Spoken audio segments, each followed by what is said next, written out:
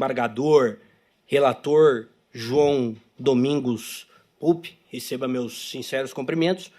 E cumprimento também o desembargador Mário, que também faz parte dessa bancada.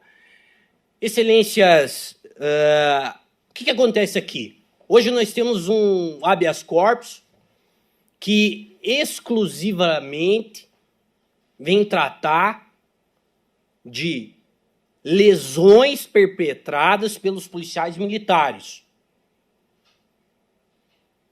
Esse é o pilar inicial desse habeas corpus. Claro, vou tratar da ordem pública, aplicação da lei penal, mas esse é o pilar, eminente desembargador Domingos. Essas agressões, essa tortura, o acautelado, no dia 24, na audiência de custódia dele, ele relatou para o juiz presidente daquela custódia, ele relatou que foi agredido para o Ministério Público que fazia parte daquela audiência.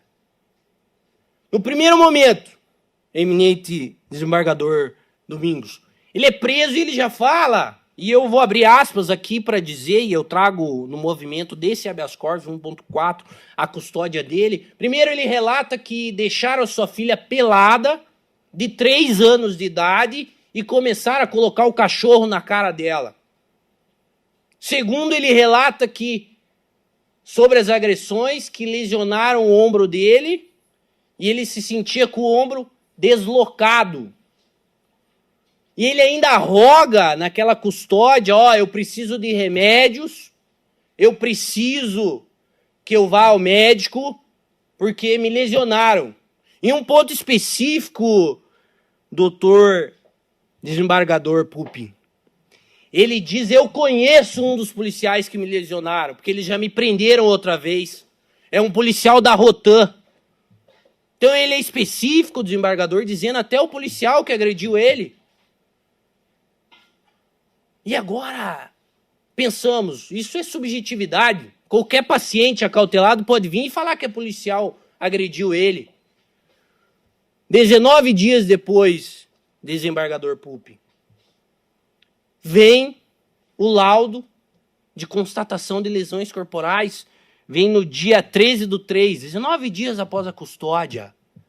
E que esse laudo de lesões corporais vem dizendo que sim, ele foi agredido.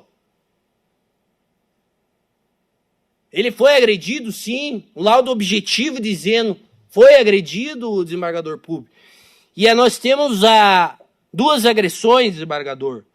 A primeira é presenças de hematomas subgaleal, frontal, direita.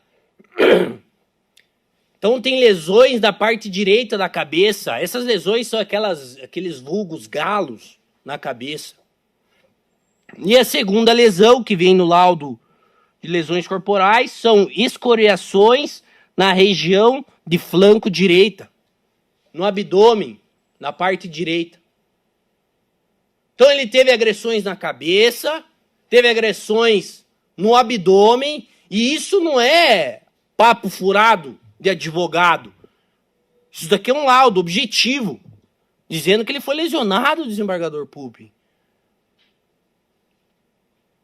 E, é claro, nós não temos um laudo complementar para dizer se o ombro dele realmente estava deslocado, mas há lesões. E essas lesões são retratadas pelo acautelado desde o início, desembargador. E vejamos, excelência, nós tivemos 2 depoimentos dos 2 policiais da Rotan que apreenderam esse indivíduo. Tanto o policial militar Edson Oliveira como o policial João Luiz. Também trago no habeas corpus o depoimento dos 2. E por que eu enfatizo o depoimento dos 2, desembargador? Porque se eles tivessem vindo no depoimento deles falado, fomos apreender o paciente e o paciente fugiu. Tem que se usar a força para conter esse paciente. fomos algemar esse paciente e ele não quis ser algemado. Então tem que se usar a força. Ou ele empreendeu a ameaça física contra os policiais e os policiais têm que se usar a força.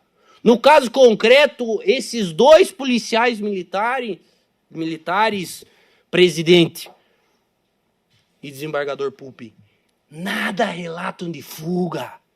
Não há um relato dizendo que esse paciente tentou agredir eles, desembargador Pupi. Então, ora, se não há no resquício, não teve o paciente dado causa pelas lesões, é óbvio que ele foi lesionado pelos policiais militares. É óbvio que isso aconteceu. E aí que está a evidente ilegalidade numa apreensão que o indivíduo foi lesionado, foi agredido, torturado, sua filha foi violada. E eu retrato um pilar, desembargador Pupi. Esses policiais tinham câmera. E aqui eu retrato o movimento 1.18. Lá nos autos de origem, eles tinham câmera e não gravaram essa situação.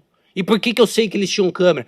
Porque esse processo foi demandado uma busca e apreensão.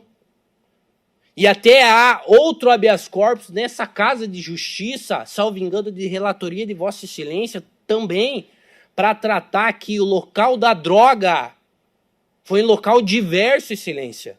Foi no matagal, a 7 minutos da casa do paciente. E lá eles gravaram. E diversas outras questões nesse habeas corpus, que não é o tratamento aqui, mas em outra hora. E tanto é, presidente, que promotor de justiça lá de primeiro piso, que acompanhou esses autos, que estava com os autos quentes na mão, com a ilegalidade quente na mão, o cheiro, o faro de ilegalidade na mão do promotor de justiça de primeiro piso, ele se convalida com isso, Excelência, ele pede a liberdade do paciente pelos fundamentos de ilegalidade nas agressões, Excelência. Então a própria promotoria se convalidou.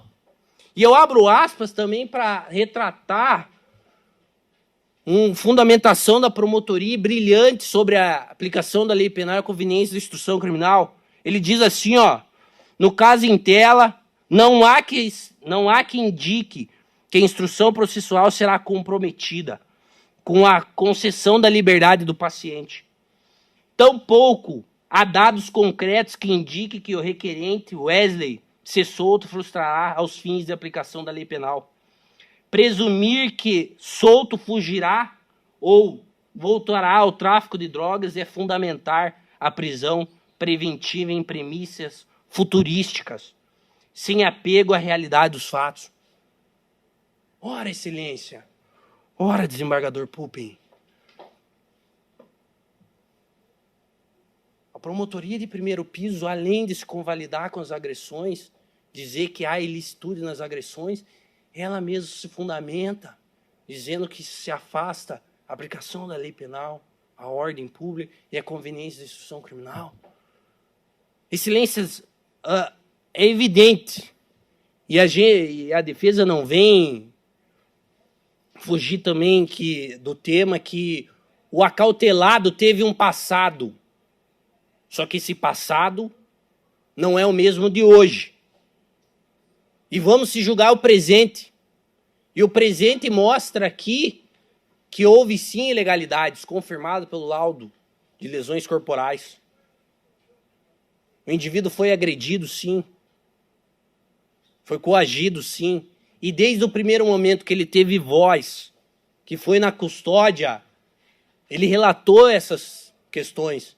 E todos, inclusive com tristeza, o advogado, que não era eu, naquela custódia, se mantiveram inertes sobre essas agressões, desembargador Domingos.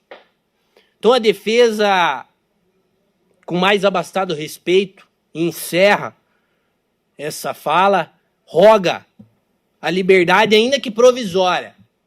Porque no caso em tela, o mínimo de dúvida é que aquele indivíduo foi agredido. E sim torna toda o manifesto prisional ilegal. É isso que eu peço a vossas excelências hoje e devolvo a palavra. Muito obrigado. Passa a palavra ao desembargador João Domingos Quistripup.